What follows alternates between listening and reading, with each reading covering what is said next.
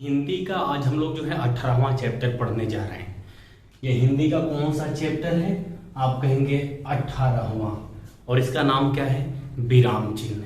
अभी देखिए क्या है कि 2 चैप्टर हिंदी में और बचे हैं, उसके बाद थोड़ी सी संज्ञा है, बाकी खत्म। यूपी जी के पूरे तरीके से कंप्लीट है। 2 चैप्टर हिंदी हम लोग पढ़ लेंगे तो हिंदी भी कंप्लीट हो जाएगी।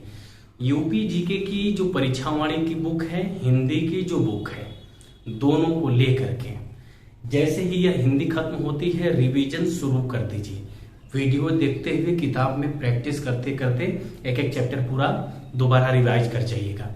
ये चैप्टर छोटा है, आसान है, और हम लोग पढ़ेंगे बेहद आसानी से खत्म हो जाए।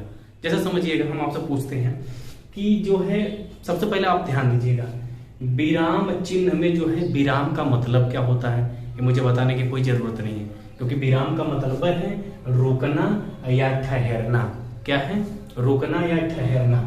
एक कामता प्रसाद गुरु, जो कि हिंदी के आप कह लीजिए व्याकरणविद, यानी कि व्याकरण को जानने वाले या व्याकरण के ज्ञाता, कौन है?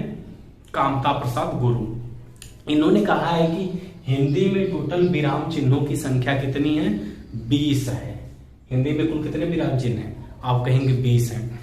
प्रश्न यहां से बन सकता है कि विराम चिन्ह का मतलब क्या है, या विराम का मतलब क्या होता है, जिसे आप कहेंगे रोकना या ठहरना। हिंदी में विराम चिन्हों की संख्या कितनी है? आप कहेंगे 20। ये जो 20 विराम चिन्ह है, यह किनके अनुसार है? 4 नाम दे देगा, अब उसी में से आपको खोजना रहेगा। तो ये आपको पता होना चाहिए कि कामता प्रसाद गुरु है। अब जो विराम चिन्ह 20 हैं, उनको हम लोग सबसे पहले समझते हैं। अब बेहद आसान है। प्रश्नवाचक चिन्ह आप पूरे तरीके से जानते हैं कि जब हम किसी से कोई प्रश्न पूछते हैं, क्या करने जा रहे हो, क्यों आए हो, कैसे काम बिगाड़ दिए, ऐसे जब किसी से हम सवाल करते हैं तो वहां पर कौन से चिन्ह लिखते हैं? वाक्य के अंत में यह चिन्ह होती है प्रश्नवाचक चिन्ह। पूर्ण विराम का मतलब क्या है? खड़ी पाई। किसी भी वाक्य के अंत में कौन सी चिन्ह लगती है? आप कहेंगे पूर्ण विराम की चिन्ह लगती है। फिर क्या है? आश्चर्य या विस्मय आदि बोधक चिन्ह। ये खड़ी पाई जो है ना, इसके नीचे एक छोटा सा बिंदु दे दीजिए, तो यह है आपका आश्चर्य बोधक या विस्मय आदि बोधक चिन्ह। इसका प्रयोग कहां पर होता है? ऐसे वाक्यों में होता है जिनको देख करके हमको आश्चर्य की अनुभूति हो, जैसे और वह कैसे काम बिगाड़ दिया, आश्चर्य होगा। क्या फलाने का लड़का पास हो गया? आश्चर्य होगा। फिर वो काम बिगड़ गया।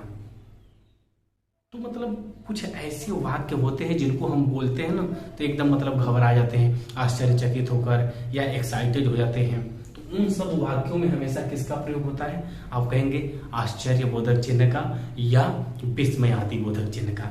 इन चिन्हों को बस आप याद किए रहिए, क्योंकि ऐसे दे देगा, यह चिन्ह दे दिया, कह दिया बताइए हिंदी का कौन सा चिन्ह है। ये जो चिन्ह है दे दिया, कह दिया हिंदी का ये कौन सा चिन्ह है। अब उसी में दे देगा अल्प विराम, अर्ध विराम। तुरंत आप कंफ्यूजन में हो जाएंगे, क्योंकि सिर्फ अगर कामा है तो अल्प विराम है, और कामा के ऊपर बिंदु लगा है तो अर्ध विराम है। और ये जो दोनों हैं हमेशा पेपर में यही आते हैं। बहुत ज्यादा आपको जो है पेपर में यही देखने को मिलेंगे, क्योंकि कामा को अल्प विराम कहते हैं, और कामा के ऊपर कोई बिंदु लगा दे तब क्या हो जाएगा? आप कहेंगे अर्ध विराम हो जाएगा। ऐसे तो भाई आप समझते हैं कि समानता का यानी कि तुल्यता का चिन्ह है। तुल्य का मतलब होता है एक दूसरे के समान, समतुल्य। हम और आप समतुल्य हैं, एक और एक समतुल्य है। तो ये जो बराबर का चिन्ह है, इसको कहते हैं तुल्यता सूचक। ये सब जो चिन्ह हैं, ये तो मुझे लगता है आप बार बार प्रयोग करते हैं और इनको जानते भी हैं। इसमें से लगभग हम 15 लिए हैं, 20 में से जो है 15 चिन्हों को लिए हैं, जिनके बारे में लगभग 10-12 चिन्ह ऐसे हैं जिनको आप आराम से जानते हैं। 2, 4, 5, 7 हैं, आप देख लीजिए, उनको याद कर लीजिए, समझ लीजिए, क्योंकि पेपर में यहीं से आने हैं, इनसे बाहर जाएगा नहीं। आगे क्या है? लोप सूचक। जब हम लोग, जैसे आप लोग फोन पे गूगल पे चलाते होंगे तो पिन कोड जो मांगता है या ओटीपी कुछ ऐसा रहता है, तो बीचवा का चिन्ह गायब कर देता है, बीच का जो अंक रहता है गायब कर देता है। एटीएम आप लोग देखे होंगे कि एटीएम में ऊपर जो वेरीफाई करता है या कुछ भी मतलब ऐसा वेरिफिकेशन मांगता है, तो उसमें बीच से कुछ अंक गायब कर देगा। अब गायब करने का मतलब क्या हो गया? उन अंकों का लोप हो जाता है। इसलिए ये जो गूढ़ा गूढ़ा गूढ़ा बना है ना, ये जो है गूढ़ा का चिन्ह एक साथ सटे हुए हैं। आप लोग जो है गूगल पे, फोन पे चलाते होंगे या कोई चीज वेरीफाई करते होंगे मोबाइल में, तो बीच वाला अंक जो होता है उसको छिपा दिया जाता है। जब भी वेरिफिकेशन कोड मांगता है कि नंबर दीजिए अपना या कुछ भी, लास्टवा का 4 ठो देखिएगा, या तो लास्टवा का 4 ठो एटीएम पिन मांगेगा, मगर बीचवा में इसे बूढ़ा बूढ़ा बना रहता है। इसका मतलब क्या है, इन अंकों का लोप हो गया है। लोप का मतलब होता है छुपना, लोप सूचक चिन्ह, मतलब ये जो अंक हैं ये छुपा दिए गए हैं और संकेत के तौर पर लास्ट में 2-3 अंक दे देगा, तो कह देगा कि मोबाइल नंबर पूरा का पूरा डालिए, तो उतने से हम लोग पकड़ लेते हैं कि नहीं कौन सा नंबर मांग रहा है। तो ये जो बूढ़ा का चिन्ह रहता है ये लोप सूचक है, यानी कि अंकों को छिपा दिया गया है। अब इसके बाद देखेंगे तो लास्ट में 0 का चिन्ह है। जैसे आपके अकाउंट में 150 रुपया है, 10,000 रुपया है, 20,000 रुपया है, 5,000 रुपया है, 500 रुपया है, एक समय आएगा कि 0 रुपया हो जाएगा। इसका मतलब आपके पास एको पैसा नहीं है। तो अगर ये 0 का चिन्ह बना रहेगा तो इसको हम क्या कहते हैं, समाप्ति सूचक चिन्ह। 0 का चिन्ह जब भी आएगा आपको कभी सोचना ही नहीं है, क्योंकि इसका मतलब सीधे सीधे है समाप्ति सूचक। फिर ये आपका विवरण चिन्ह है, ऐसे करके जब हम कोई प्रार्थना पत्र या कुछ लिखते हैं तो ये विवरण चिन्ह लगी रहती है। बाकी ये आपके कोष्टक है, क्या है, कोष्टक है, इनके बारे में आपको अच्छे से पता है। अर्ध विराम, अल्प विराम जो है, अल्प विराम का मतलब कामा, कामा के ऊपर बिंदु है तो अर्ध विराम, यहां से पूछता है प्रश्न। बस आप इन चीजों को जानते रहिए कि पूर्ण विराम कैसा है। पूर्ण विराम के नीचे बिंदु है, आश्चर्यबोधक है। फिर आगे आइए निर्देशक चिन्ह, ये डार्ट पाइल, ऐसे जब कोई चीज लिखना होता है ऐसे करके जब हम आगे लिखते हैं मतलब हम निर्देश कर रहे हैं, इसका मतलब क्या है, निर्देशक चिन्ह। ये आपका जो है विकल्प सूचक या तिरछी रेखा, ऐसे जो रेखा ऐसे होती है, जैसे होता है ना किसी का नाम होगा घर का अलग और ऑफिशियल अलग, या तो नेताजी / सुभाष चंद्र बोस, मतलब नेताजी या सुभाष चंद्र बोस दोनों एक ही है, तो उनके बीच में जो होता है ये तिरछी रेखा खींच दी जाती है। नेताजी ऐसे कर दिया जाएगा सुभाष चंद्र बोस, या तो कह देगा बापू / महात्मा गांधी, मतलब उनको या तो आप बापू बुला सकते हैं या विकल्प के तौर पर उनको महात्मा गांधी बापू में से कुछ भी बुला सकते हैं, वो आपके ऊपर डिपेंड करता है। तो जब यह लगता है 2 शब्दों के बीच में मतलब विकल्प सूचक है कि उन 2 नाम में से किसी भी एक नाम को लेंगे तो व्यक्ति जान जाएगा किसके बारे में बात हो रही है। आगे समझिएगा, ये हंस पद ऐसे है, इसका मतलब आप क्या समझते हैं, जब हम लोग कोई बड़ा वाक्य लिखते हैं अब बीचवा में एक आध तो शब्द छूट जाता है, ये अक्सर होता है हम लोगों के साथ। आप समझ गए होंगे मेरी बात क्या है, हम कहना क्या चाहते हैं। आप कोई वाक्य लिख रहे हैं, लिखते जा रहे हैं, अब बीचवा में कोनो शब्द छूट गया तो हम लोग ऐसे करके उसके ऊपर लिख देते हैं। जैसे हाई चल रहा है, अब यहाँ के गायब हो गया, अब यहाँ हम के गायब हो गया तो हम लोग ऐसे करके यहाँ लिख देते हैं ऊपर। हंस का मतलब होता है कि लोप हो गया, कुछ ऐसे चिन्ह जो वहां पर छूट गए हैं, कुछ ऐसे शब्द हैं जो वहां पर छूट गए हैं, तब ये हंस वाला पद जो है लगा करके उनको ऊपर लिख दिया जाता है। तो ये आपका हंस पद व चिन्ह है, ये बताता है कि जहां पर भी यह लगा हुआ है इसके ऊपर वाला शब्द यहीं पर प्रयोग होगा, इसका मतलब ये होता है। फिर आपका योजक चिन्ह है, भाई ये आपका योजक चिन्ह हो गया, शायद इधर भी कराए थे, योजक चिन्ह कहीं था, ये बड़ा होता है ये छोटा होता है। उप विराम, ये देख रहे हैं ना, विसर्ग जिसे हम कहते हैं, उप विराम का चिन्ह है। तो ये 15 चिन्ह हो गए जिनको आपको बखूबी याद करना है। अब उसके बाद जो पेपर में प्रश्न आते हैं, इसी चैप्टर से ऐसे प्रश्न आते हैं कि आप वहां तक जाते ही नहीं, उसके बारे में आप सोचते भी नहीं, और वहीं से बार बार प्रश्न आते हैं। उन प्रश्नों को हम कराने जा रहे हैं और वही मेन है। अगर आप वहां ध्यान नहीं दिए तो ये पूरा पढ़ना बेकार है। तो मेन टॉपिक पर अब हम आते हैं। ये तो पेपर में आते हैं, पुलिस वुलिस के छोटे मोटे पेपर हो गए आते हैं, बाकी बीच में यह भी प्रश्न आते हैं। तो हम लोग सिर्फ इतने पढ़ के सोचते हैं कि विराम चिन्ह खत्म, जबकि मेन खेला तो यहाँ से हो जाता है, तो वह हिंदी में एक प्रश्न छूट जाते हैं। अब समझिएगा कि वो चिन्ह है कौन। जैसे हम दे दिए अल्प विराम चिन्ह का प्रयोग, यानी कि कामा का प्रयोग हम लोग कहाँ कहाँ करते हैं। कामा जो है, कामा का चिन्ह जो है उसका प्रयोग हम लोग कहाँ कहाँ करते हैं। 2 तो कौनो नाम रहेंगे संज्ञा, लखनऊ दिल्ली के बीच में, आगरा मुंबई के बीच में, तुलसीदास रमेश दास के बीच में, समझ रहे हैं, राम रहीम के बीच में। 2 संज्ञाओं के बीच में हमेशा किस चिन्ह का प्रयोग होता है, आप कहेंगे अल्प विराम चिन्ह का होता है। अगर आप पढ़ाई कर रहे हैं तो मन से कीजिए, समय अब ज्यादा नहीं रह गया है। सिलेबस हमारा भी जो है धीरे धीरे खत्म होगा। 2 विषय तो खत्म, यूपी जीके और Hindi. UP GK Hindi complete भाई, 2 चैप्टर है। अभी अक्टूबर महीने में 7-8 दिन है, तो वो 2 चैप्टर इस महीने में खत्म हो जाएंगे। फिर हिंदी के बाद हम रीजनिंग उठा लेंगे, अगले महीने में रीजनिंग भी कंप्लीट कर देंगे धीरे धीरे। 1-2 महीना जाते जाते नवंबर लास्ट या दिसंबर के शुरू तक रीजनिंग भी खत्म हो जाएगी। तो 3 बड़े चैप्टर सब्जेक्ट खत्म हो जाएंगे। फिर जीके जो है धीरे धीरे हम लेकर के चल रहे हैं। संविधान लगभग आधा तिया हो गया है, आधा से अधिक, तब तक वह भी खत्म हो जाएगा। क्या बस आप लोग पढ़ते रहिए, समय के हिसाब से हम ड्यूटी से टाइम निकाल के हम सोचते हैं कि जल्दबाजी में न पढ़ाएं। अगर कोई भी चैप्टर आप जैसे विराम चिन्ह पढ़ रहे हैं तो आप यहां से ऐसे पढ़ लेना कि एक भी प्रश्न बाहर न जाए।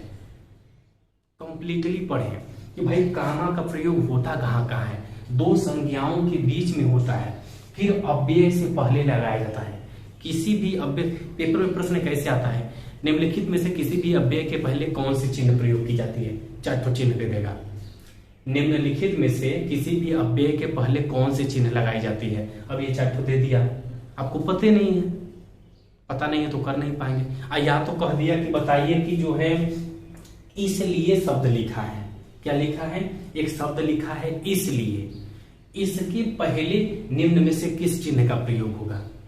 या तो दे दिया बताइए जो है किंतु शब्द है, किंतु शब्द से पहले निम्न में से कौन सा चिन्ह प्रयोग होगा, परंतु से पहले कौन सा शब्द प्रयोग होगा। यह सभी जो है अव्यय है, क्या है, अव्यय है। और अव्यय से पहले हमेशा अल्प विराम चिन्ह का प्रयोग होता है, कामा का प्रयोग होता है, समझिएगा। अल्प विराम चिन्हों का प्रयोग अव्यय से पहले कैसे होता है। कोई वाक्य दे दिया, मैं मेहनत किया इसलिए पास हो पाया, मैं मेहनत किया इसलिए पास हो पाया। तो यहां पर ये बीच में कामा का चिन्ह लगा है, किस शब्द से पहले, आप कहेंगे इसलिए शब्द से पहले। मैं पढ़ता परंतु पैसे नहीं है, मैं पढ़ता परंतु पैसे नहीं है। आप देखेंगे परंतु से पहले कामा का चिन्ह लगा है। और हम आपसे कहें कि किंतु, परंतु, लेकिन, अतः, इसलिए इत्यादि, ये जितने भी शब्द हैं सभी क्या है, अव्यय है। अव्यय का एक अलग चैप्टर जो है हिंदी में पढ़ा दिया गया है। और आपको लगता है कि आपकी तैयारी हो गई है ना, तो मुझे नहीं लगता कि आपको आज पूरे तरीके से अव्यय क्लियर होगा। आप जाकर के अव्यय को देखिए, मुझे नहीं लगता क्लियर होगा। इसलिए हम कहते हैं कि वीडियो को देख करके बार बार रिवाइज करिए, प्रैक्टिस करिए। प्रैक्टिस से मारने से पूरा नहीं हो पाएगा। जब आप चैप्टर को बार बार रिवाइज करेंगे ना तो उसकी बात ही अलग होती है। अब आगे देखिएगा, अब आगे कह रहा है कि किसी प्रसिद्ध युक्ति या संवाद से पहले हमेशा अल्प विराम चिन्ह का मतलब होता है। युक्ति या संवाद का मतलब आप क्या समझते हैं, कोई फेमस नारा हो, किसी की कही गई बात फेमस हो गई हो, कोई एक ऐसा व्यक्ति कुछ बोल दिया हो कि जो फेमस हो गया हो। कैसे, नेताजी ने कहा था तुम मुझे खून दो मैं तुम्हें आजादी दूंगा। नेताजी ने कहा तुम मुझे खून दो अब मैं तुम्हें आजादी दूंगा। तो नेताजी का ये जो वाक्य है इसके पहले कौन सा चिन्ह लगा है, आप कहेंगे विराम चिन्ह लगी है। तिलक ने नारा दिया स्वराज मेरा जन्मसिद्ध अधिकार है मैं इसे लेकर रहूंगा। स्वराज मेरा जन्मसिद्ध अधिकार है मैं इसे लेकर रहूंगा, इसके पहले क्या लगा है, कामा लगा है। तो ये अल्प विराम चिन्हों का प्रयोग है जो कि पेपर में बार बार यहां से पूछता है। और इन सब चीजों को आप कहीं किसी क्लास में पेड बैच में भी देखिएगा नहीं मिलेगा, क्योंकि वहां ओरल चीजें पढ़ाई जाती हैं जो बाद में घातक साबित होती हैं। इसलिए हम आपसे बार बार कहते हैं कि मेहनत ऐसा कीजिए ना कि जो भी आप चैप्टर पढ़े कहीं से कुछ भी बाकी न रहे। इतना आप जो है लिख लीजिए, नोट्स बना के रिवाइज करिए, बाकी चीजें हम लेकर के आ रहे हैं, इसको आप लिख लीजिए। अब देखिए इन 2 चीजों को अगर हम लोग समझ लेते हैं तो ये चैप्टर पूरे तरीके से कंप्लीट हो जाएगा। पहला क्या है आपका अर्धविराम चिन्ह और दूसरा क्या है विस्मयादि बोधक चिन्ह। इन चिन्हों का प्रयोग होता कहां पर है और कैसे होता है, अगर थोड़ा थोड़ा भी आप समझ लेंगे ना तो उसके बाद जो प्रैक्टिस आप करेंगे बेहद आसानी से आप पूरे के पूरे प्रश्नों को सॉल्व कर लेंगे। समझ लीजिए पहला आपका है अर्धविराम चिन्ह, जहां ठहरने के लिए अल्प विराम से कुछ ज्यादा समय लगता है। जैसे अल्प विराम जो कामा का चिन्ह है, कामा से थोड़ा ज्यादा और पूर्ण विराम से थोड़ा कम, तो वहां पर क्या होता है, आप कहेंगे अर्ध विराम। इससे कामा से कुछ ज्यादा समय लगेगा और पूर्ण विराम से कम। तो जहां ठहरने के लिए अल्प विराम से अधिक समय लगे वहां पर जो है अर्ध विराम चिन्ह का प्रयोग किया जाता है। जैसे में जब कई उपाधियां एक साथ लिखी जाए, उपाधि का मतलब एमए, बीएड, डीएलएड और टीजीटी, पीजीटी, तमाम ऐसी उपाधियां, डॉक्टरेट की हो गई। तो जब कई उपाधियों को एक साथ हिंदी में लिखा जाता है जैसे, तो उनके बीच अर्धविराम चिन्ह लगता है। जैसे बीए हो गया, अब बीए के बाद क्या है, एमए हो गया। तो ये बीए और एमए के बीच में कौन सी चिन्ह लगी है, आप कहेंगे अर्धविराम की चिन्ह लगी है। तो वही हम आपसे कह रहे हैं कि जब कई उपाधियां एक साथ लिखी जाती हो तो उनके बीच में अर्धविराम चिन्ह का प्रयोग होता है। एलएलबी है, एमए है, इसके बीच में कौन से चिन्ह है, अर्धविराम के चिन्ह है। तो आपको पता चल गया ना कि उपाधियों के बीच में जब कई उपाधियां एक साथ आए तो उनके बीच अर्धविराम का चिन्ह लगता है। और उसके बाद हम करें विस्मयादि बोधक चिन्ह। विस्मयादि का मतलब जब आप बहुत ज्यादा खुश होते हैं, जब आप बहुत ज्यादा दुखी होते हैं, कई ऐसे हैं जब आप आश्चर्यचकित हो जाते हैं, मतलब आप देखकर किसी को घबरा गए या आपके साथ कुछ ऐसी घटना घट गई कि आप एकदम उत्तेजित हो गए, जब आप बहुत गुस्सा हो जाते हैं। नॉर्मल से कहीं ज्यादा जो होता है मतलब कि अट्रैक्टिव या उत्तेजना वाला, समझिएगा। मनोविकार सूचक शब्द, खुशी आपको अगर हो गई तो आप चिल्लाएंगे खुशी में, दुख हो गया तो आपका मन घिरा रहेगा, विस्मय है, घृणा है, किसी से आप नफरत करते हैं, करुणा दया का भाव किसी को देख रहा है, जैसे अरे यार, तो अरे शब्द प्रयोग कर दिए, अरे यार उसकी दिन दशा बहुत खराब है, तो जो अरे शब्द आप लगा दिए, समझिए ना। भय आदि के अंत में विस्मयादि बोधक चिन्हों का प्रयोग करते हैं। अरे यह मेरा घर है, कोई आपके घर में घुस रहा है, अरे रुको यह मेरा घर है, तो वहां पर जो अरे शब्द लगेगा उसके आगे क्या है, विस्मयादि बोधक चिन्ह है। ओह क्या कठिन समय चल रहा है, कोई अगर गम में है, ओह क्या कठिन समय चल रहा है, तो वो मतलब एक अपना जो होता है निराशा व्यक्त करता है, वहां पर भी क्या चिन्ह है, आपके विस्मयादि बोधक चिन्ह है। ऐसे जो हे राम अब मेरा क्या होगा, जब औरतें होती है ना तो ऐसे माता पिता बोलते हैं कि हे राम अब मेरा क्या होगा, कोई घटना घट जाए। तो ये जितने भी विस्मयादि वाले आश्चर्य वाले वाक्य हैं, नॉर्मल से थोड़ा हटके उत्तेजना वाले, बहुत ज्यादा दुख, बहुत ज्यादा खुशी, नफरत, तो ऐसी चीजों में जो होता है हमेशा विस्मयादि बोधक के चिन्ह लगते हैं। इसको तो आप बखूबी जानते हैं। ये चैप्टर आज देखिए पूरे तरीके से कंप्लीट हो गया, 2 चैप्टर और है, जल्द ही उसे भी खत्म कर देंगे। तो यूपी जीके के बाद आपकी हिंदी जो है इस महीने में पूरे तरीके से कंप्लीट हो जाएगी, बाकी चीजें आती रहेंगी। आप लोग टेलीग्राम को ज्वाइन करके पढ़ते रहिए, वीडियो को थोड़ा शेयर करते रहिए, ताकि हमको जो है थोड़ा मोटिवेशन मिलता रहे, लड़के आकर के जुड़े, क्लास में लड़के उतने भी जुड़ नहीं रहे। बढ़िया से आप लोग मेहनत करते रहिए।